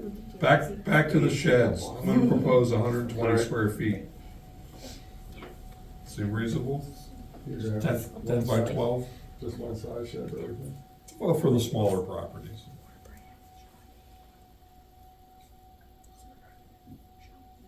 What's the yard width on the side or on the smaller properties? Residential is 20 feet, isn't it? Yeah, I think it's 20 feet. Yeah. But again, I think we're moving towards, we're gonna allow it in the setback as long as there's proper screening. Yeah, but how far away from the actual property line? Like, I would expect that you'd normally have at least 5 feet to be able to. Well, we had 10 feet. I don't know why we removed that. Yeah, it was 10 feet. Yeah. We built, Yeah. yeah. I don't recall the history of why we got rid of that. I don't know. Worked for I me. mean, you look like the borough of Marysville, it's basically 0 lot line. You know, Right, Back well- in the early 1900s, Oh, that's yeah. what you did. Right, Right. And it wasn't a shed, it was the barn where you had your Right. pig and your cow and your Right. chickens. It's where It's your a house on different- one side and your barn on the a other. different Yeah. time, different You gotta time have back something, then. because you have to do maintenance on the Yeah. backside or something, you got I think 10 feet's reasonable. 10 or 5, I don't know. Yeah. I mean, if you gotta put a new siding on or fix something, Right. what are you gonna do? You get it up to the property line, you Stand on get the on other, somebody else's ground to do. stand on Well, the other the guy's side. issue the is other if guy's side. if we're gonna require landscape screening, you need at least 10 feet. What is the setback for a side It's yard? 20 feet. So then it would be, what'd you say, a 10 by 12? Yeah, 120 square feet. Right. That's a pretty standard shed size.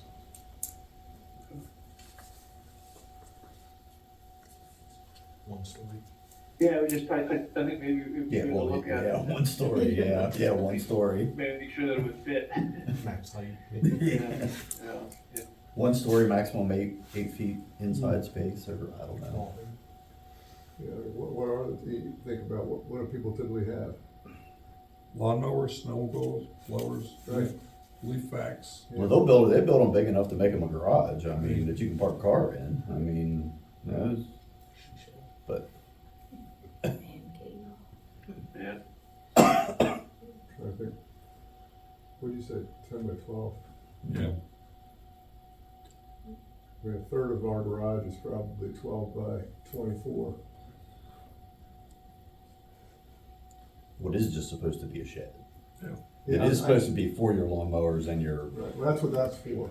for, yeah, for that part. This That's what bag. that part's That for. bag. That pays for lawnmowers and Yeah. snow That's what blowers happens. and all that stuff.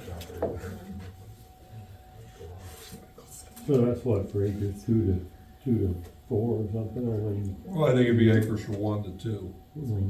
Or up to 2. Up to 2 Up to acres. 2. Up to 2 You can acres. do up to 2 for that. Yeah, over 2 acres.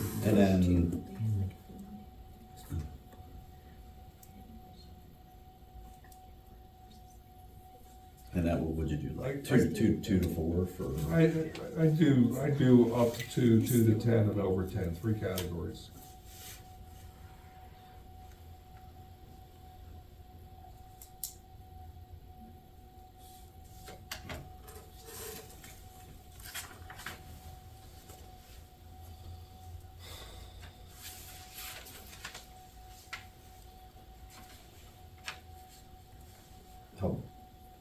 How big of a jump?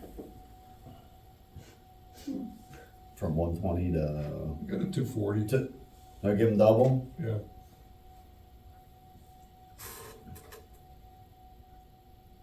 They build them that big.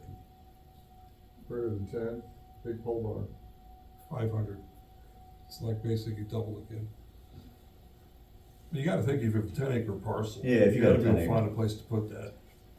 Shouldn't be an To issue, be, right? to be honest, well, yeah, if you want something big and you got 10 acres or whatever, you're probably gonna Build- build a regular building Yeah, or whatever right. on it. I mean, that just, Yeah, exactly. and if you do have more than 10 acres and you want just something to put your lawnmowers in, you're just gonna get a 10 by 12 or a 10 by 10 and slap it somewhere and be done with it. That's why definition of a shed might even make sense. So, if you think about the 120 square foot, it's like you define, it's like kind of a prefab shed. Yeah. If you're talking about something that's 500 square foot, Well, you that's- get a prefab. Well, they make them in multiple sections now too. Do they? Yeah, oh yeah, them Amish are innovative people. Yeah. You gotta remember that. They'll build them 2-story now Well, they too. get some of them on track. Also have to think, if somebody has a 10-acre lot, they're probably having like a Kubota with. Well, with a yeah. mower on the back. Well, that's the point I'm gonna make. If it's a 10-acre lot, you You, got you, more need, than a lot. you need something You need a bigger. barn. You need something bigger. Yeah. Well, then you do need Yeah. you need your carriage barn then.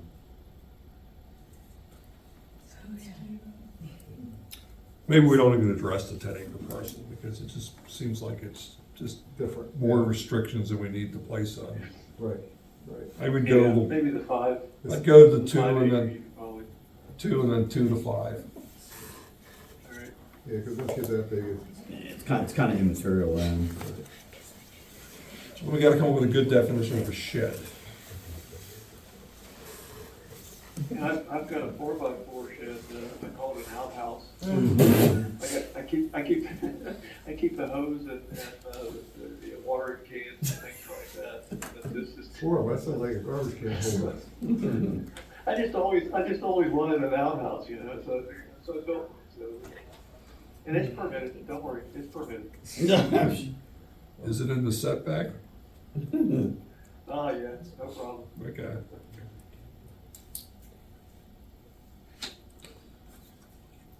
It has a quarter moon on it. Mhm.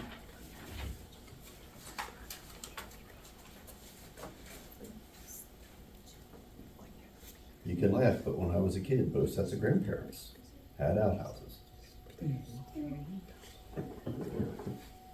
That's the way it was. Our hunting camp had Yeah. outhouse.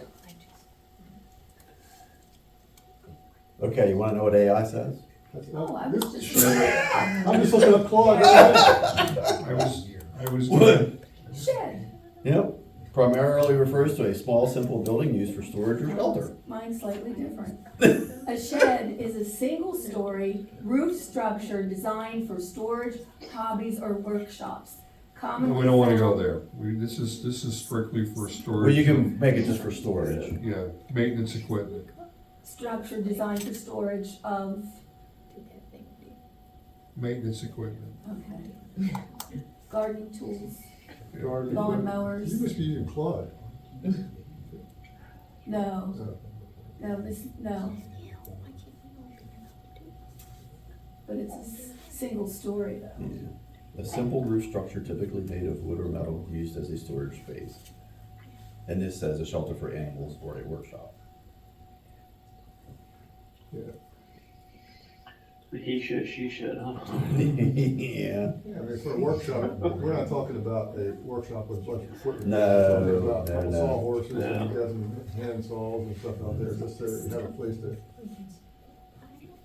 do something if you want to. Synonyms, hut, lean-to, outhouse, outbuilding, shack, potting shed, wood shed, cattle shed, cow house. Lock-up barn, smokehouse, wool shed. No I mean, No chicken coops? no, it doesn't say chicken coop. Doesn't say chicken coop.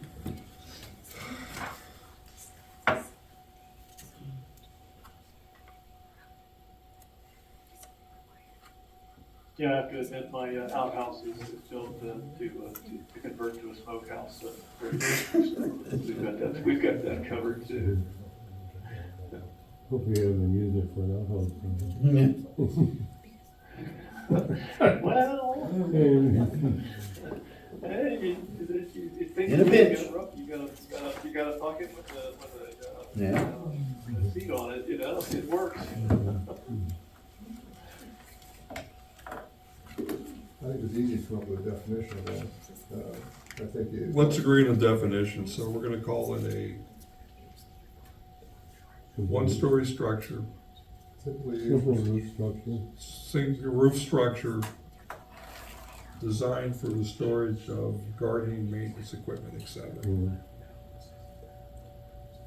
tools, garden equipment, bikes, seasonal items, as well as Right. serving as a workstation or hobby area. I don't think we wanna go there, No? works now, because, you Like a know, workshop. a workshop is too broad. I mean, I got a workshop in my garage, it's certainly doesn't belong in a shed. Well, no, but you've got, there's not many people who have a workshop like you do. Yeah. That's the exception. You know, somebody might want to turn their shed into a business. Right. Let's just keep it simple.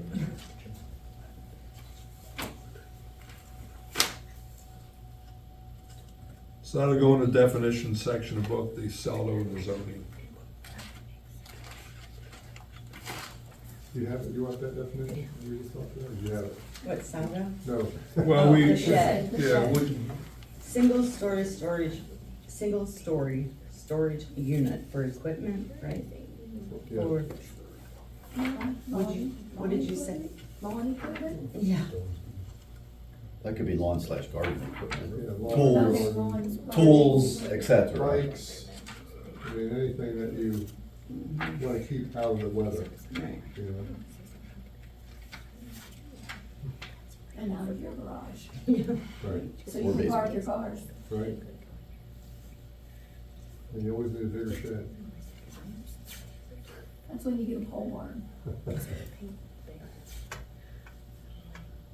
A simple, single story structure.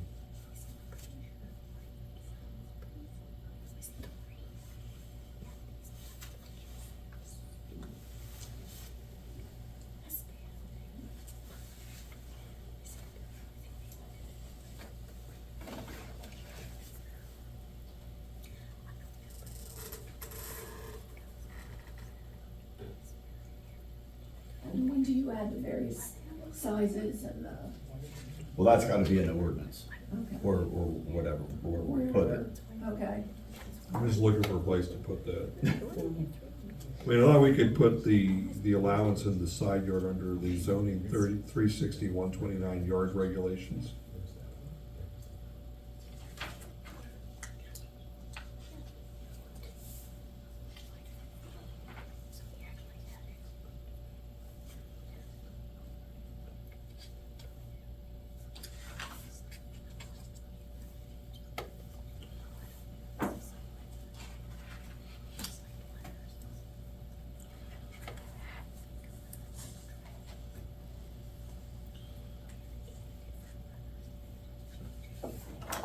Where'd you say?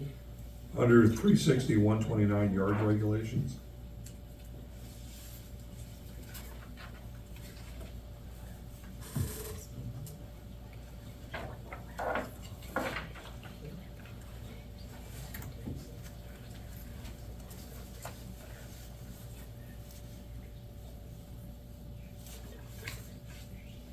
And we do have paragraph G, which is fences and walls. Fences and walls may be erected, altered, and maintained within the side yard and rear yard up to 6 feet.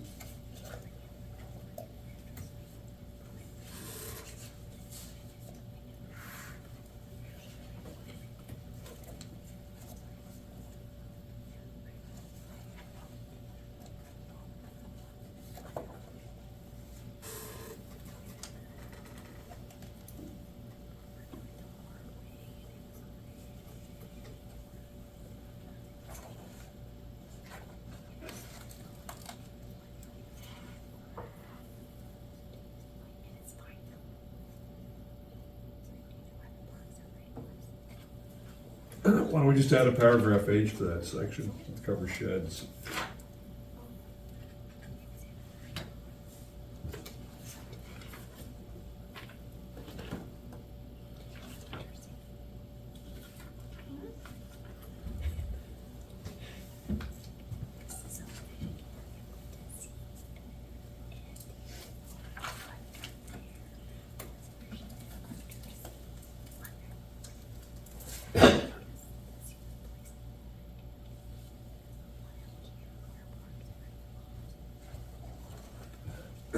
Yeah, they're in the residential district. No, I'm in general regulations. I don't think we want to put it in one of the districts because it needs to apply in multiple districts. Well,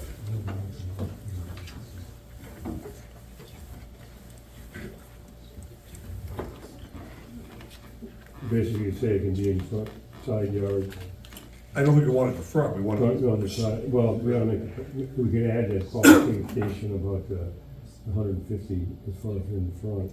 Right. So we can say, it, you know, it can be in the side or rear yards. Setback. Yeah.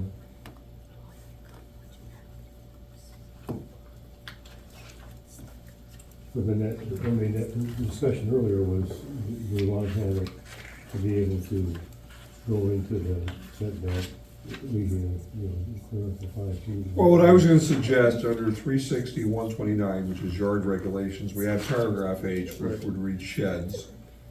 Subparagraph 1 would say sheds may be erected within side or rear yard setbacks, but no closer than 10 feet from the property line. Would it be a little better clarifying, call it a storage shed? Yeah, that's fine. Specifically? Right.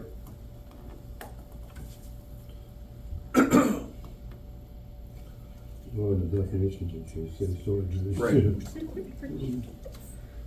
So backing up that definition we added, we're gonna make, rather than saying shed, we're gonna say storage shed for the definition. Be a horse shed or anything, a storage shed is clear. The definition's better too when you look it up. The definition would be in,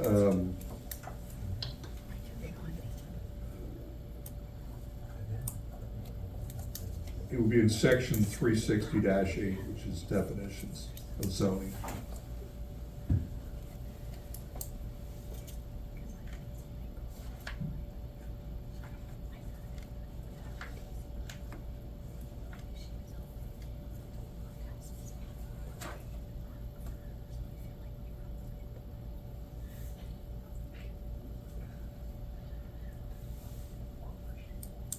So what'd you say?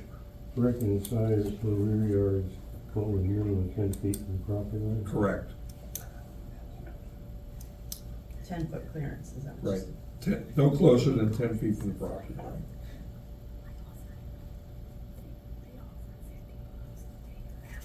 Then subparagraph 2 would say the size for storage sheds be limited to 120 square feet for parcels up to 2 acres.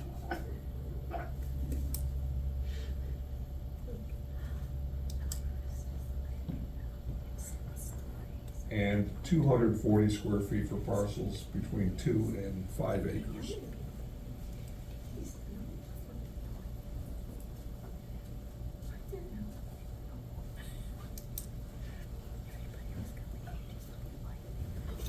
$240 square feet, right? Yeah. Mhm.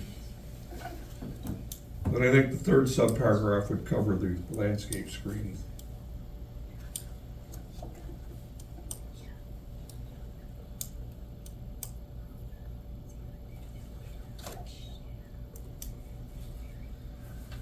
How about the 150 in the front yard? Now, maybe we'll make that in the paragraph, subparagraph 3, and then 4 would be the landscape screening.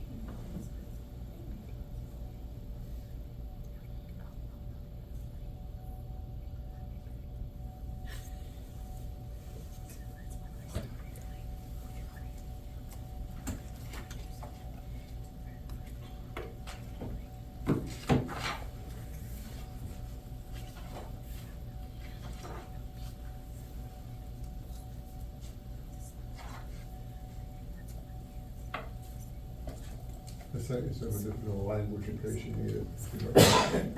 Definition. I think I got it. Okay. I sent you some, but you use whatever you want, just back up. Well, maybe place in front yard provided is 150 feet from the front property line. Right. From the front property. So subparagraph 3 would say storage sheds may be placed in the front yard, provided they are a minimum of 150 feet from the front property line.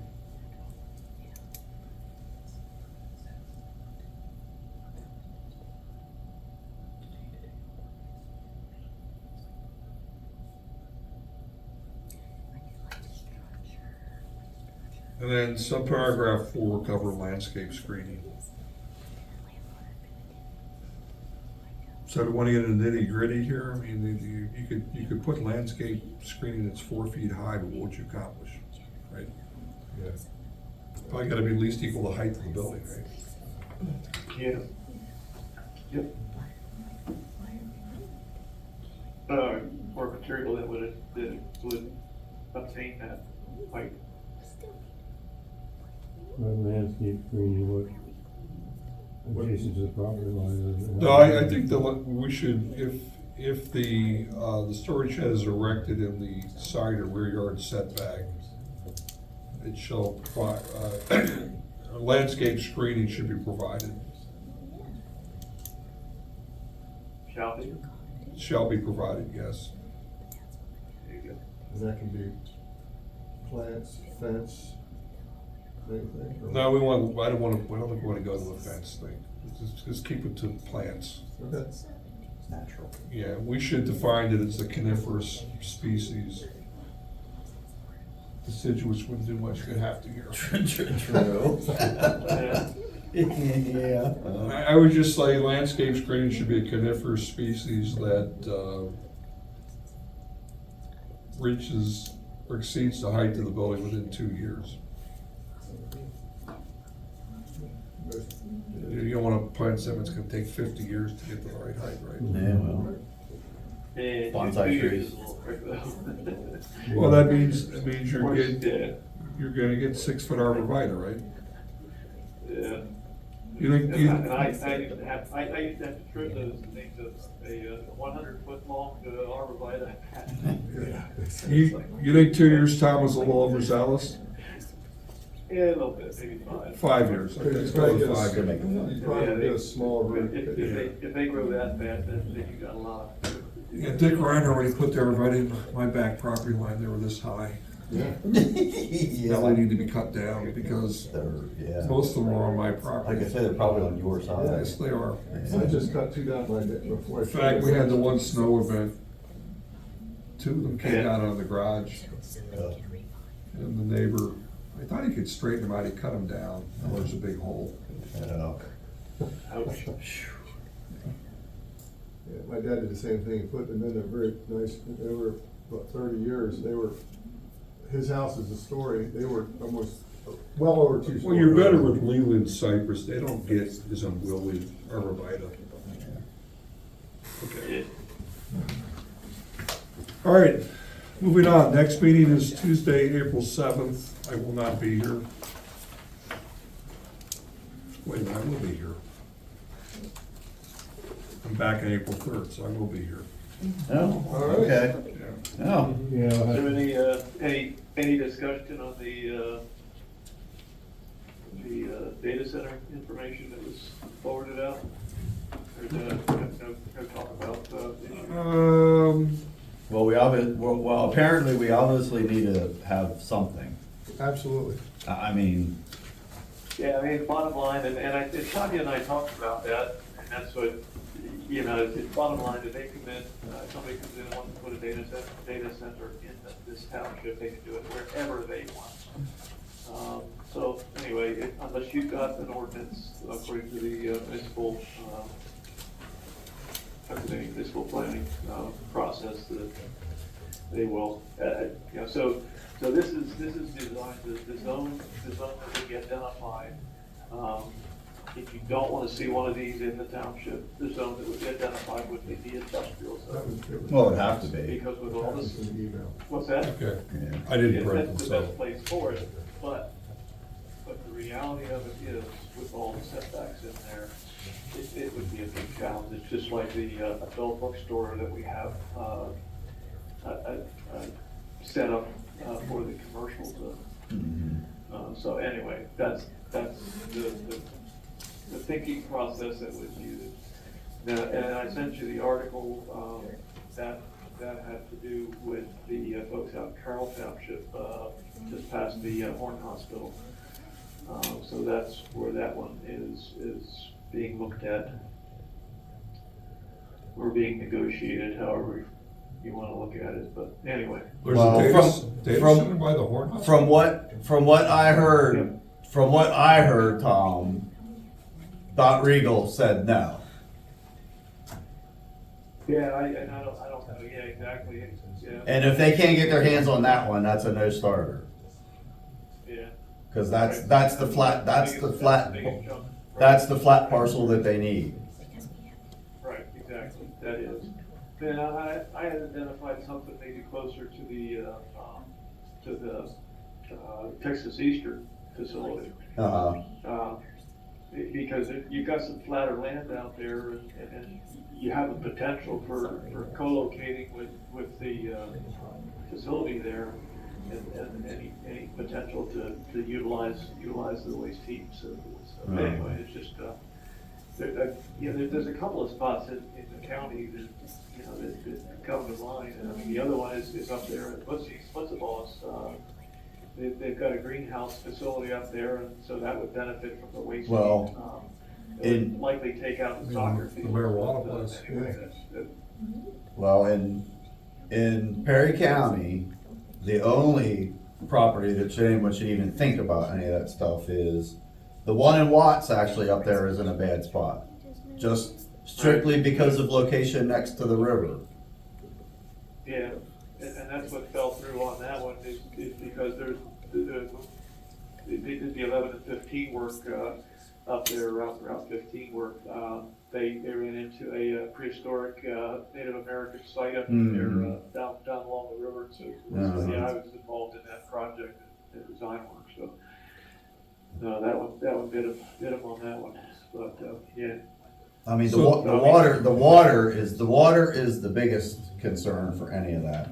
It is, and that's why I like that area there, What's-It-Balls, because you got the Susquehanna River, and you're not too far, and kind of a real positive is the Duncannon Borough has its own power station. Mm-hmm. Believe that? Are you aware of that? So they could come in there with a small nuke system, a modular nuke system, and yeah, take care of whatever is needed. Well, they just- And the municipality is in that whole area there, so that would, there's a tremendous opportunity with something like that. But anyway, yeah, there's some thoughts out there, and then get in the cove, back in the cove, that, if you got the pipeline coming through there, if there's any benefit to tying into the pipeline, or anyway. Well, Tom, back to Rye Township, your suggestion we limit to the industrial zone, Yes. which by default won't happen because it's so small. Correct. Yeah, And that's the other yeah, side of that. that's one. fine, Unless someone wants to pay to try to get something rezoned industrial, right. which, I don't know. Yeah. Okay. Good enough. Yep, I sent out some edits to add the additional numbers 10 through 5 from Loudoun County. They had some pretty good stuff in there, not that I understood any of it. you get into this electrical stuff, and I just kind of, you know, glaze over on that stuff. That never really excited me much. But You anyway, want I that? call the electricians. I don't want it. I do.